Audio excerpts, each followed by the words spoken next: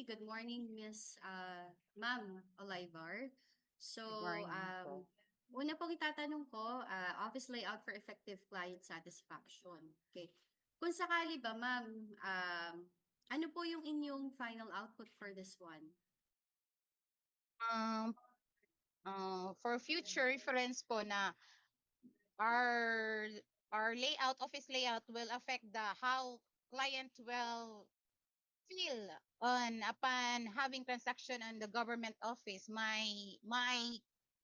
relationship talaga silang ang office layout at ang client satisfaction. Malalaman natin na may relationship talaga silang dalawang variables. Okay, Ma'am. Pagkatapos, Ma'am, okay lang po ba na you're from Bohol, tama po ba? yes Hagna po, is in yes po. Bohol. Okay lang po Yes. ba kami magtagalog na okay lang sa inyo?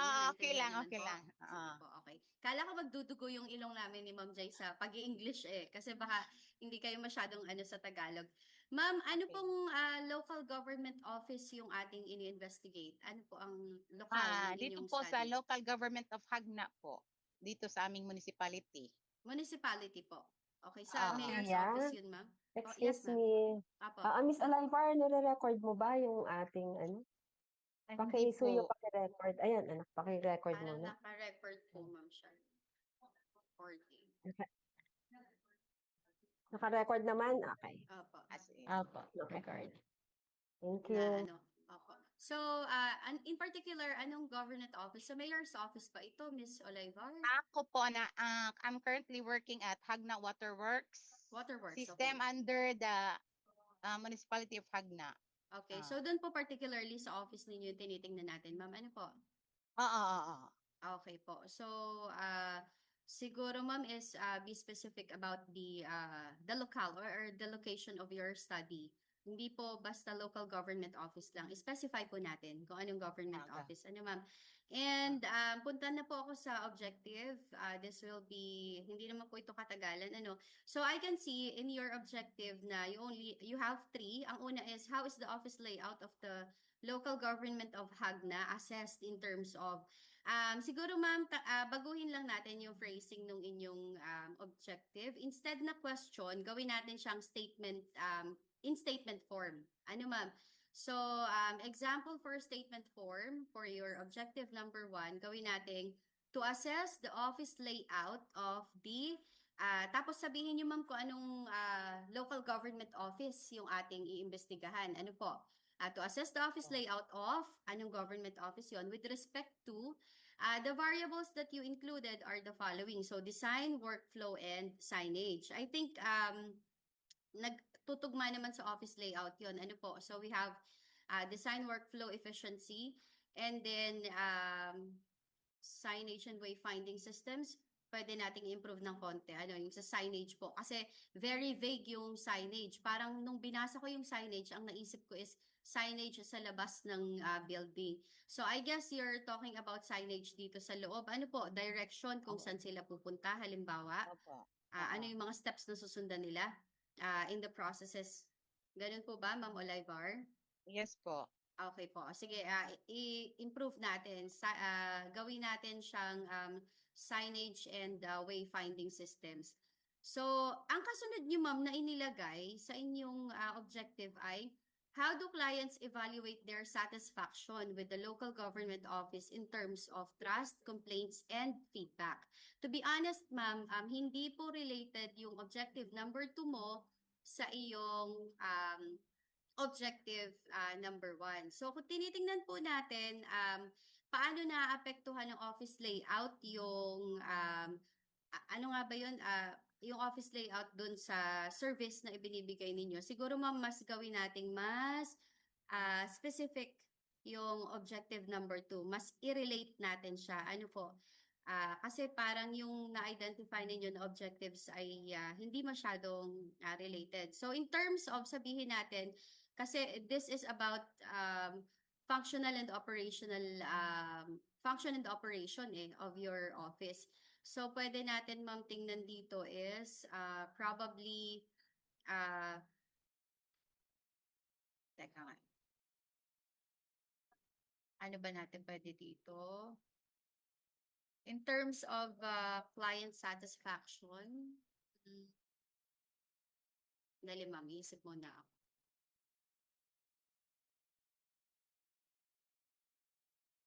So siguro pwede ma'am is pwede nating idagdag dito is the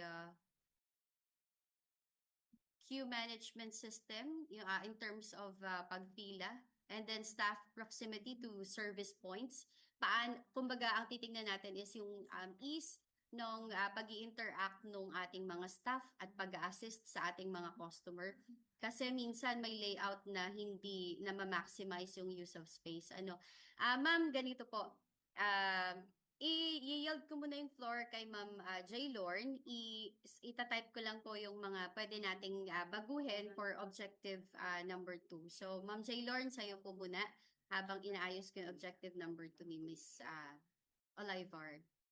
Okay, good morning, Miss Olivar. Good morning po, Pro So, JR. okay. So, Ma'am Leia, actually, ang concern ko din kasi is also connected doon sa title and also sa objectives. Yes, So, ma'am. Yung vague yung having... title niya. Hindi Oo, masyadong and then, at saka ma'am, pag kasi sinabing office layout, wow, may natutunan ako sa asawa ko. Oo nga So, pala, dapat saktong-sakto ma'am, bilang Opo, architect. yung husband ko kasi ay architecture graduate. So, pag sinabi kasing office layout, can you specifically explain ano bang ibig mong sabihin sa office layout, Yung Miss Olivar? yung mga yung alignment saka yung arrangement, ma'am, na dapat client friendly siya, yung ma-entertain talaga yung mga client. Yung Okay, may so all may right. So, space. I think hindi mo pa siya masyadong na-identify kung ano yung specific or ano yung magiging specific or focus mo na office layout na gusto mong pag-aralan. So, isa-isahin natin. Ano ba yung mga types ng office layout? So, medyo nag-search ako dito. So there are common types of office layout that can be related to yung mga offices nga yung mga offices na gusto mong pag-aralan. So sabi dito, there are common types of office layout such as open plan layout, cubicle layout, private or enclosed offices, team or departmental layout, or flexible or hot desking layout. So dun pa lang sana na-identify na natin ano bang klaseng layout or office layout ang gusto mong pag-aralan. So kung yung 5 yon ang nabanggit ko, ang napili mo, pwede naman din lahat. So what I'm trying to say is this is supposed to be part of the profile ng iyong respondents. So ano yung type of office layout ang meron si local government of Hagna in terms of those common types that I have mentioned? Okay, so ilalagay mo siya dun sa objective mo. Okay, assess the office layout of the local government of Hagna in terms of common types including yung 5 yon. Okay, so that is one of my suggestion. Tapos, ano pa ba? Ayun, kasi parang malawak yung Ma'am Leia, yung office layout, tama ba? Malawak kasi siya eh. Parang ang tinutukoy naman niya ma'am is kasi ang tinitingnan niya dito is paano nakakaapekto sa point of service nila yung office layout nung local government. Parang yun yung kanyang tinitingnan. So ma'am, pwede na natin ma-identify ngayon mula doon sa binanggit ni Ma'am J, ano po yung office layout na ginagamit sa inyong opisina? Paano po yung layout sa opisina ninyo, ma'am? Mula po doon sa binanggit ni Ma'am J. For a while, Ma'am Olivar, paki-flash mo nga yung objectives mo, specific objectives. Yun. Sige, doon tayo sa objectives. Sige, sagutin mo si Ma'am Leia, Miss Olivar. Simple, po yung naka-design po sa office namin, simple lang yung ang mga client natin ay nasa labas ng glass window. Tapos yun yung mga nasa opisina nasa loob ng yung sa room. Okay. Ma'am J, yun ba yung departmental layout, yung ganun? Parang departmental po. Opo. Hindi siya Meron open space, partition Mm. for hindi siya cubic. Hindi siya cubic. or shared siya. departmental, iba-iba yung per Open area department. po. Iba-iba yung room per department. So there are separate Ah. rooms for officials or staff handling different matters. Tama ba? Pero, okay, from the top, ang gusto mong siya sa atin, Olaybar, ay kung nakakaapekto ang office layout sa customer satisfaction. Mhm. Ano? Okay. Kaya tama yung sinabi ni Ma'am Leia. Ano yung connection ng 1 and 2? Ay, trust, complaint, feedback. Ay, oo. Parang iba nga din yung ini-investigate niya doon sa number 2 po. Okay. Dun sa office Ay, yung layout. number 1, okay. Assess office layout in terms of design, workflow, signage. But gusto mo rin sukatin paano ito nakaka-effect sa customer satisfaction. Hmm. So, in-assess mo yung office layout, anong dapat ang susunod mong i-assess para magkaroon ng connect sa satisfaction? Ano kayang susunod na hahanapin? Na-assess mo yung office layout.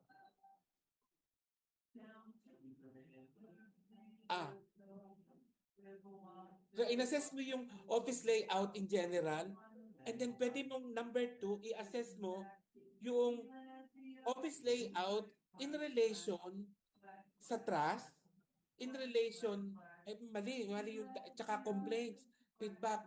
Ano ba ang mga sukatan ng customer satisfaction?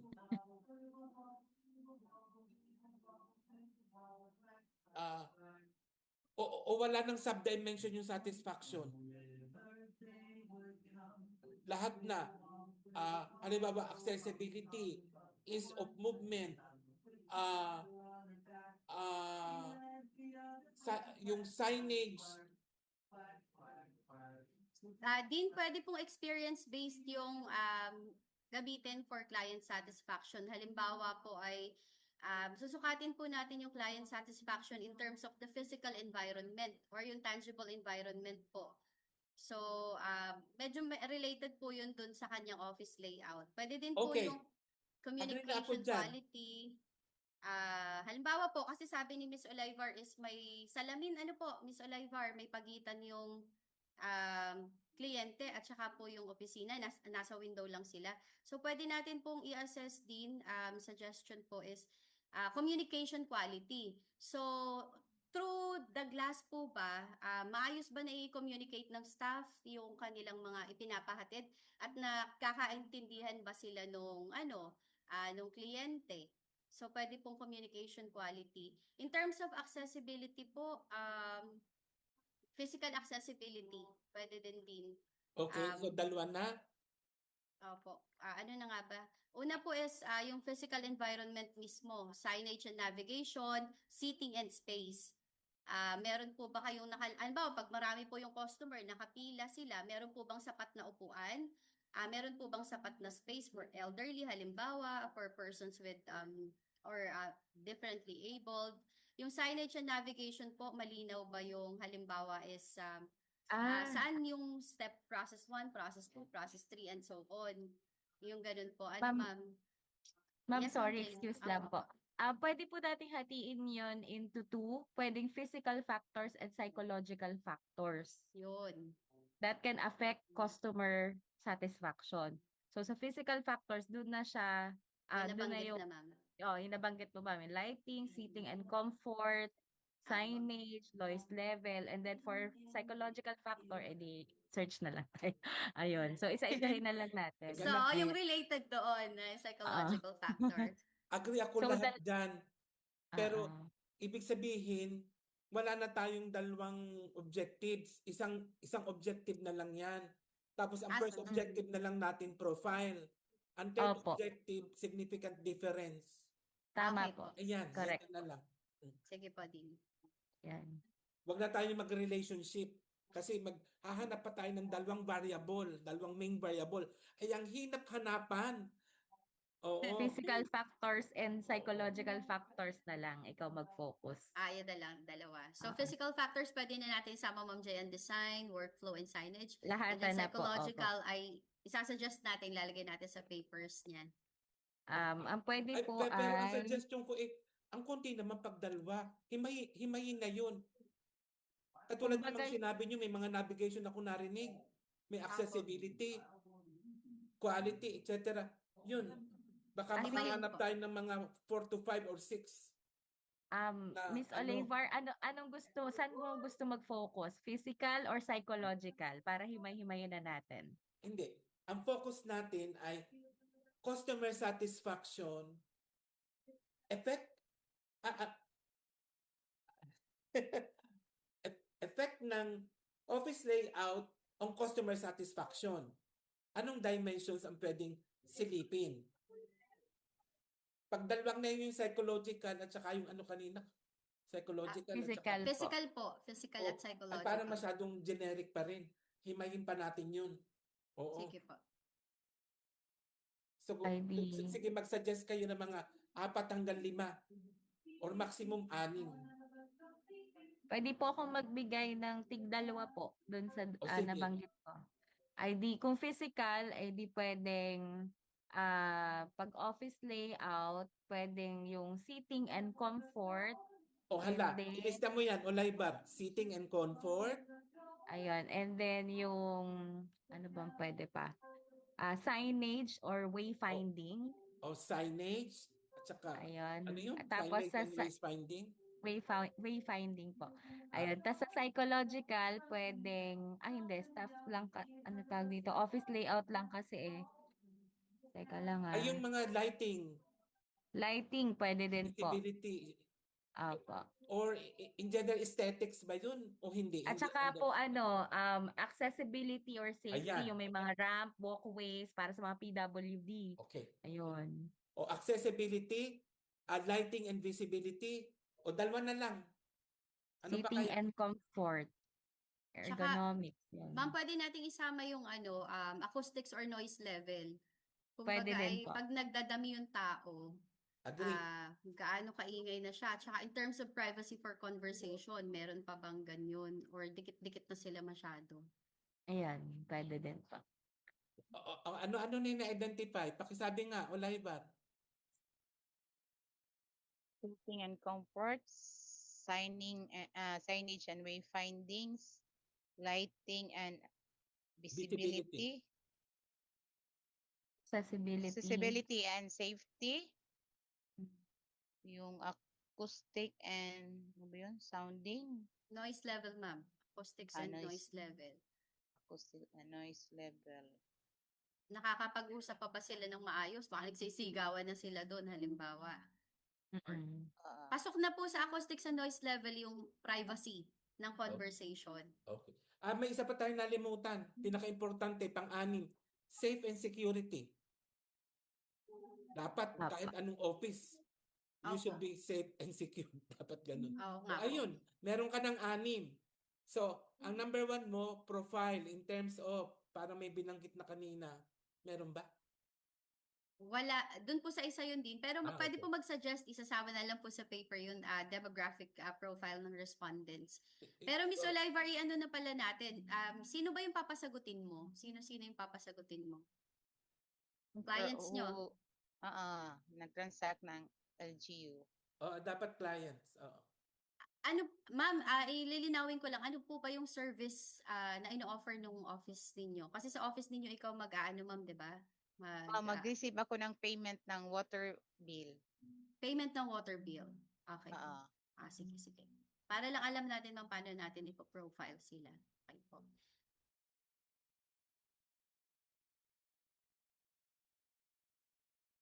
Ano na po ang magiging title niya? Sandali. Miss Buklat Oliver, ko yung pakidala papel. po sa slide number 1. Nandun kasi yung title mo eh. Oo nga. Correct. Yan.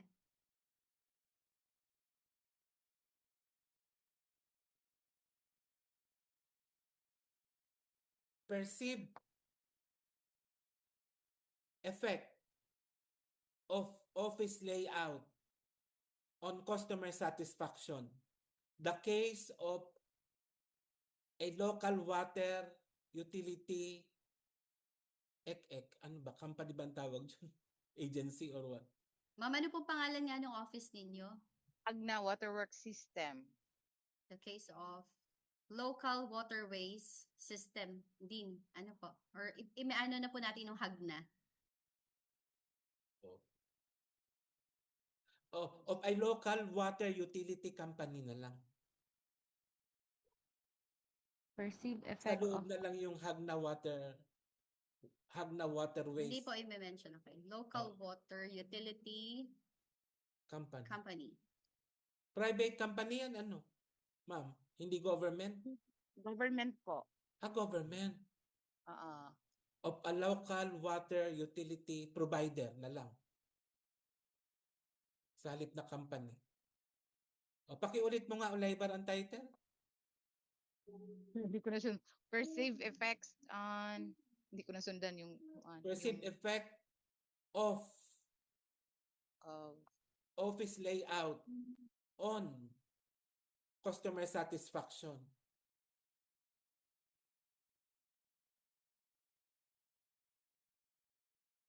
Kaya ang paghahanay mo ng indicators dyan, I am satisfied. Lagi doon nagsisimula. I am satisfied on the physical arrangement of that particular office. O yun. Ganun lagi ang sa mga indicators. Ayan. Gumanda na ang papel mo. At number 3, significant difference when grouped by profile.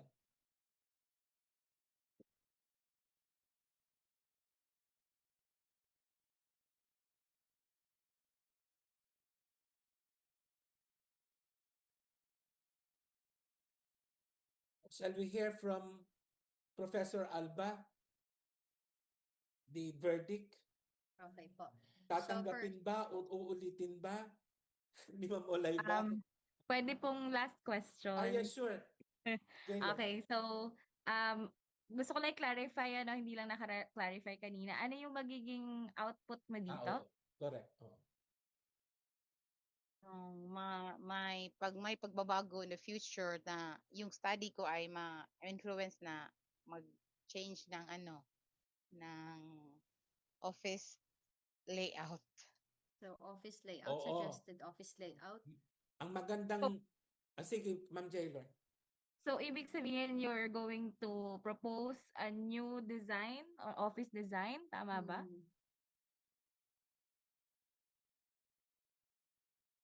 Based on the results ng iyong So, kailangan mo ng input ng mga professionals when it comes to office design. Kung yun ang magiging output mo. Are you able to do that? Subukan po.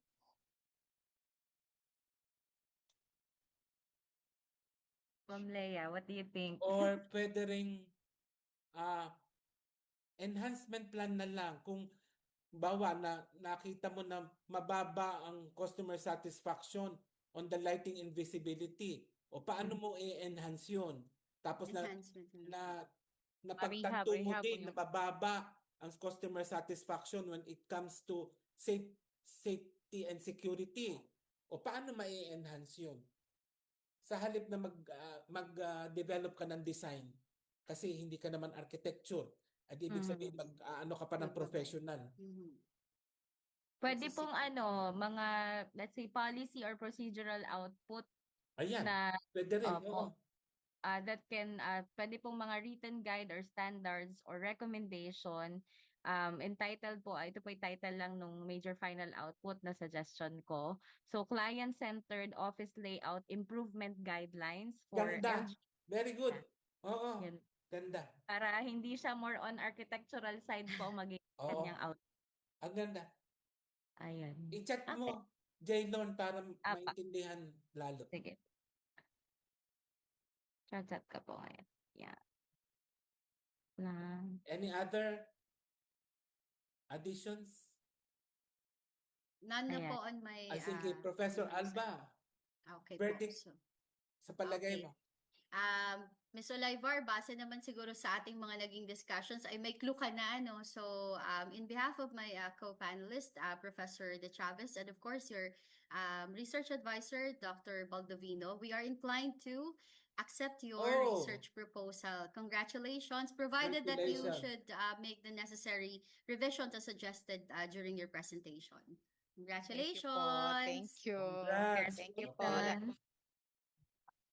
O hala, pwede ka nang umalis dyan, Miss Oliver. Congrats and God bless. Thank you po sa inyo Ma'am Jay, lahat. Ma'am Alba, gusto mo pasunurin na natin si